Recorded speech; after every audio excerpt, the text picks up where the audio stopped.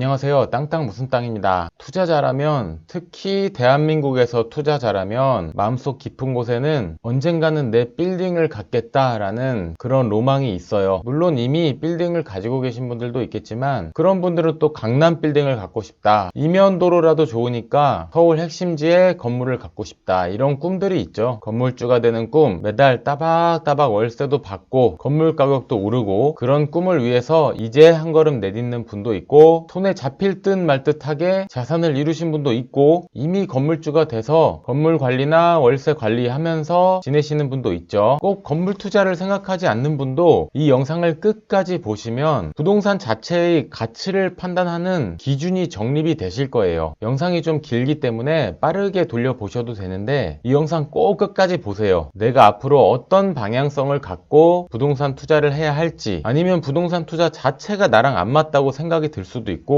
그리고 지금은 내가 어떤 스타일의 투자를 하지만 몇 년 후에는 꼬마 빌딩이라던가 아니면은 그냥 원형지 땅이라던가 이런 쪽으로 투자의 방향을 잡아야겠다까지도 정립될 수 있도록 부동산 투자 자체의 방향성을 가질 수 있도록 도와드릴게요. 영상 시청 전에 구독과 좋아요 부탁드리고요. 자, 시작합니다. 부동산 투자를 할 때 큰 틀에서 수익형 상품이냐 아니냐 이런 이야기를 하는데요. 일반적으로 우리가 투자하는 거의 대부분의 부동산은 수익형이라고 볼 수가 있습니다. 쉽게 말해서 월세가 나오게 만들 수 있으면 다 수익형이다 이렇게 보시면 돼요. 수익률이라는 것도 내 투자금 대비 어느 정도 월세를 만들어낼 수 있냐 이렇게 단순하게 생각해 볼 수가 있는 거죠. 수익형 부동산의 종류나 규모가 얼마나 다양할지 대충 감은 오실 거예요. 아파트나 오피스텔 월세를 받을 수 있죠. 이런 수익형 부동산의 장점은 큰 건물에 비해서 상대적으로 큰 돈이 들어가지 않고 또 그만큼 사고 팔기도 용이한 부분이 있고요. 물론 그런 것들도 몇 억에서 10억, 20억 이상도 하긴 하지만 이 부동산이라는 큰 카테고리 안에서 봤을 때 상대적으로 움직임이 가볍다 이런 말씀 드리는 거고요. 이런 아파트들은 언젠가는 이 건물은 낡아서 없어질 거잖아요. 건물이 없어졌다라고 쳤을 때 내가 가진 땅이 생각보다 얼마 안 됩니다. 아파트든 상가 한 칸이던 오피스텔이던 이런 구분 건물을 갖고 있는 경우에 결국에는 건물이 낡아서 가치가 없어지면 그러면 그 건물 자리에 내가 땅을 몇 평 갖고 있느냐 이게 중요한 건데요. 대지지분이라고 하죠. 대지지분이 한 10평이나 되면 다행이고 때에 따라선 5평도 안 되는 경우도 있고요. 심지어는 땅 지분 자체가 없고 건물만 가지고 있는 아파트도 있습니다. 땅은 나라가 소유하고 있고요. 건물 구분 소유주들이 다 같이 돈을 모아서 땅을 사지 않는 이상 건물 가치가 없어지면은 내 재산이 없어지는 거예요. 건물이 낡고 재건축할 때가 돼 보니 과거에 이렇게 황당하게 아파트나 건물 소유주가 되었던 거예요. 그땐 이런 걸 잘 안 따졌었죠. 그냥 쉽게 생각해서 지진이 나서 우리 아파트 내가 가지고 있는 상가 건물이 부서져 없어진다 하면 건물은 없어졌지만 땅은 남아있잖아요. 그러면 내 땅은 몇 평이지? 이게 바로 대지 지분이에요. 어떤 형태의 부동산이든 그 근본은 땅에서부터 출발한다는 거를 이제 조금 아시겠죠? 인간은 원래 땅을 좋아합니다. 지구에 살고 있는 인간이 화성으로 이주를 하지 않는 이상은 땅 자체가 늘어날 수가 없는 거예요. 땅은 유한하다. 그래서 옛날부터 서로들 땅을 차지하려고 전쟁도 하고 형제들끼리 피를 흘리며 싸우기도 하고 2022년 지금도 영토를 확장하려고 전쟁 중에 있잖아요. 역사는 계속 반복됩니다. 성경에서도 약속하신 땅, 거룩한 땅, 젖과 꿀이 흐르는 땅, 땅을 기업으로 준다 등 땅에 대한 이야기가 정말로 많이 나옵니다. 창조주께서 그 땅에서 살아갈 인간을 또 만들었죠. 그렇기 때문에 이 땅의 가치는 태초에서부터 무엇과도 바꿀 수 없는 아주 고귀한 것이었어요.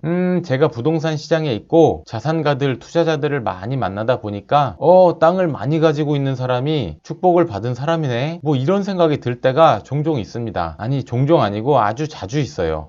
다시 본론으로 돌아와서 부동산 얘기 계속 할게요. 그렇다면 아파트나 오피스텔 뭐 상가 이런 거를 사지 말고 그냥 이런 땅을 사라는 거지 부동산의 이 근원인 땅 자체를 사는 것도 투자 방법 중에 하나입니다. 근데 가치가 올라갈 땅 다시 말해서 대규모의 개발 계획이 있어서 그 주변에 땅을 사놨는데 그곳이 막 도시가 되고 인구가 유입되고 그래서 그냥 원형지 땅으로 놀리긴 아까워서 막 건물들이 생기고 장사를 할 수 있게 되니까요. 그러면 땅값은 당연히 많이 올라가겠죠. 뭐 땅 투자라는 게 되게 심플한 거예요. 그런데 문제는 가치가 올라갈 땅을 고를 능력이 없잖아요. 그래서 이 땅 투자라는 거는 내 투자를 도와줄 수 있는 사람, 전문가, 조력자가 필요합니다. 부동산 컨설턴트가 될 수도 있고 부동산 사무소 사장님이 될 수도 있고 아니면은 땅 투자를 많이 해봐서 큰 수익을 내본 친구가 될 수도 있습니다. 아니 그냥 쉽게 말할게요. 땅값이 올라갈지 내려갈지 이런 거를 구분해서 볼 줄 아는 사람, 그런 조력자가 필요한데요. 그래서 땅 투자는 땅을 볼 줄 아는 능력보다 사람을 볼 줄 아는 능력이 더 중요하다, 이런 말도 있는 거예요. 그래, 맞아.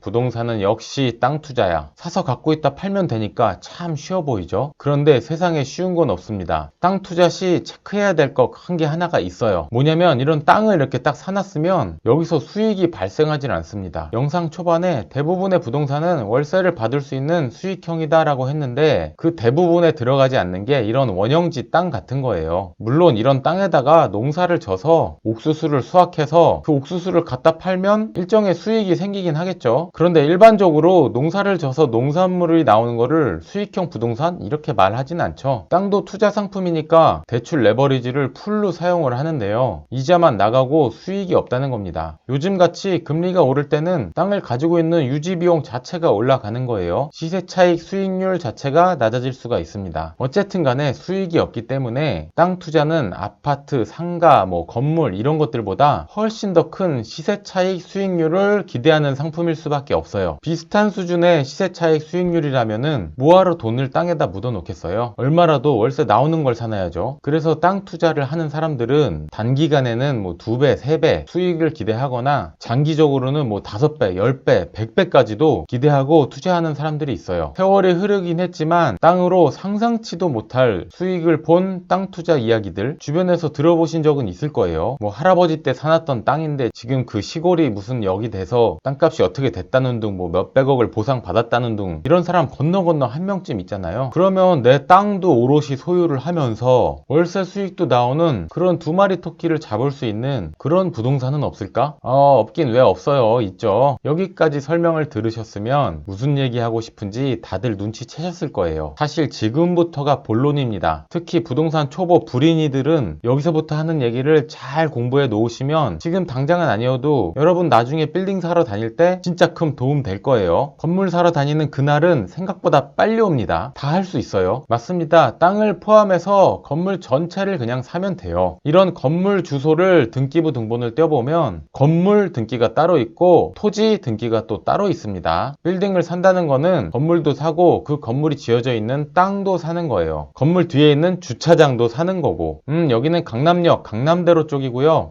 한 1000억이나 2000억 정도 있으면 이 강남대로에 있는 이런 멋진 건물을 아니면은 여기는 금융도시 여의도인데요. 한 4조 정도 있으면 이렇게 큰 대로변에 제가 가끔 이렇게 영상 중에 뜬금없는 소리를 하는데 그냥 이 친구가 심심한가 보다 하고 이해를 해주세요. 빌딩 투자 어떤 걸 알아봐야 되는지 조금 더 현실적으로 한번 체크해 보겠습니다. 실제로 매물을 검색을 한번 해볼게요. 네이버 부동산이고요. 아파트로 되어 있는 거를 건물로 체크를 변경했고 매매로 체크했고 가격대를 한 10억에서 50억 사이 정도로 한번 필터링을 해볼게요. 대출 레버리지라는 것도 있기 때문에 이 정도 필터링 하면은 개인이 좀 접근할 만한 건물들이 나오겠죠. 물론 대출은 개인의 신용도에 따라서 임대료 수익률에 따라서 그리고 숨쉬고 있는 인간이 살 건지 법적 인간이 살 건지에 따라서 다 달라지기 때문에 이번 시간에 다루지는 않을게요. 10억에서 50억 사이 검색해보면 일단 강남권을 한번 보겠습니다. 이렇게 확대해서 보면은 숫자들이 막 보이잖아요. 이게 매물이고요. 예상은 하셨겠지만 이렇게 큰 도로에 붙어있는 건물 매물은 안 보이죠. 조금 전에 로드뷰로 보여드렸던 이 강남대로 이런 대로에 붙은 매물은 이 가격대에서 찾기는 힘듭니다. 간혹 보이는 거는 그냥 한 개 호실 매물을 잘못 올린 걸 거예요. 우리가 볼 수 있는 거는 이런 이면 도로에 있는 거고요. 큰 도로가 아닌 안쪽 도로를 얘기하는 거죠. 공부할 겸 하나 클릭을 해보겠습니다. 빌딩의 매매가가 50억이다. 이런 건 다 알겠죠. 2층 건물, 지하 1층 건물이다. 기본적으로 어느 정도 규모인지 대략 감이 오죠. 클릭하고 들어가서 보면 지하 1층, 지상 2층, 매매가 50억. 여기에 1억 2,745만원, 3.3제곱미터당. 한 평 기준 1억 2,745만원이라는 뜻인데 이쪽을 한번 볼게요. 대지와 연면적이라고 나와 있습니다. 여기서 대지는 건물이 지어져 있는 땅의 전체 면적을 이야기하는 거고 연면적은 건물의 층별 바닥 면적을 합친 거예요. 이런 부동산 매물 사이트에서 평당가 나와 있는 것은 대지 면적을 이야기합니다. 계산 한번 한번 해보면 대지 면적 39.23평이잖아요. 자, 계산기 두드려 보겠습니다. 50억 나누기 39.23평 하면은 정확히 1억 2,745만원 나오죠. 이 부분은 영상 초반에 제가 말씀드린 이 건물이 노후화돼서 부서졌다, 없어졌다 라고 생각했을 때 땅값을 이야기하는 거예요. 실제로 노후화된 건물들이 많기 때문에 때에 따라서는 건물값은 없다고 치고 땅값만 계산해보자, 이런 식으로도 말을 하기도 합니다.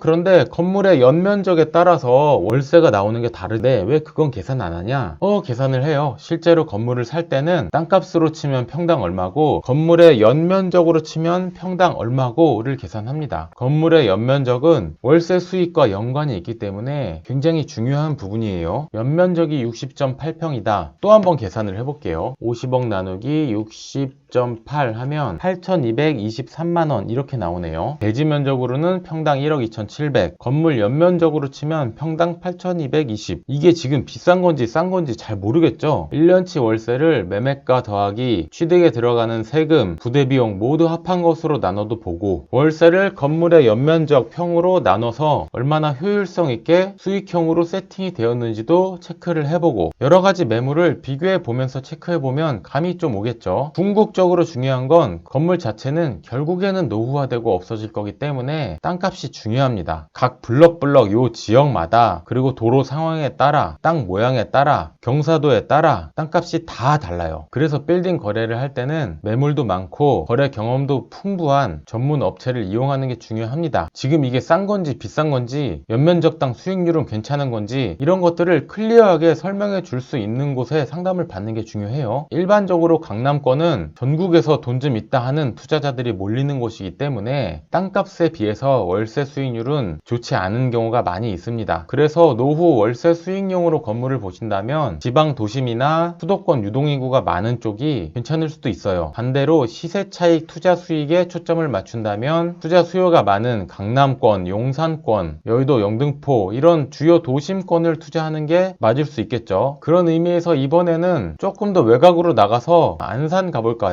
지하철역 근처에도 투자할 수 있는 매물들이 많이 있네요. 가격만 필터링했고 랜덤으로 보는 거기 때문에 참고만 해주세요. 지하 1층에 지상 4층짜리 건물이고요. 매매가 20억이에요. 한번 공부했기 때문에 이제 뭘 봐야 될지 알겠죠? 이 건물이 있는 땅이 몇 평이냐? 여기 있습니다. 대지 면적 81.1평. 20억을 81.1로 나누면 되는데 네이버 부동산에서는 이렇게 친절하게 설명을 해주고 있죠. 평당 2,466만원입니다. 아까 그 2층짜리 건물 평당 얼마였죠? 1억 몇천만원이었는데. 자, 건물의 층수를 합친 연면적 보겠습니다. 257.79평. 자, 20억을 257.79평으로 나눠 보겠습니다. 연면적으로 계산하면 평당 770만원이에요. 제가 맞게 계산했나요? 다시 한번 해볼게요. 공하나를 빠뜨렸나? 20억 나누기 257.79평. 연면적 775만원 맞네요. 땅값에서도 엄청난 차이를 보이는데 연면적 평단가는 더 많은 차이를 보입니다. 월세가 4,500만원 나오는 이 20억짜리 빌딩이 앞으로 20년 후에는 얼마 정도 가격이 나갈까요? 녹화 방송이긴 하지만 한번 맞춰보세요. 제가 한 10초 정도 시간 드리겠습니다. 20억짜리가 수도권에 지하철역 4호선 2040년 정도에 20억짜리 빌딩이 얼마 정도 할까? 자, 어때요? 생각해 보셨어요? 자, 그러면 처음에 검색했던 강남권에 있는 이면도로에 있는 땅 39평짜리 겨우 2층짜리 건물, 2층이니까 월세가 많이 안 나오겠죠? 50억이었는데 강남 이면도로에 있는 50억 건물, 요거 20년 후에 얼마 정도 갈까요? 고금리 시대라 대출 이자도 높다면 어쩌면 돈을 까먹으면서 보유해야 될 수도 있어요. 강남 이면도로 50억 건물 2040년에 얼마 갈까요? 자, 여기서 결론이 나왔죠. 월세 수익형 건물을 살 것인가, 나는 현금 흐름이 좋아 시세 차익형 투자 건물을 살 것인가, 이거는 각자의 자산 현황과 투자 스타일에 따라서 다른 겁니다. 어느 게 좋다라고 강조할 수는 없어요. 자, 하고 싶은 말이 뭐냐? 부동산은 정답이 없습니다. 내 상황에 맞는 투자 상품을 적절한 때에 투자하는 것이 중요하고, 제가 투자자를 많이 경험했는데 참 재밌는 것은 살 때 잘 잘 샀다 생각했던 분들이 잘 되는 경우보다 사고 나서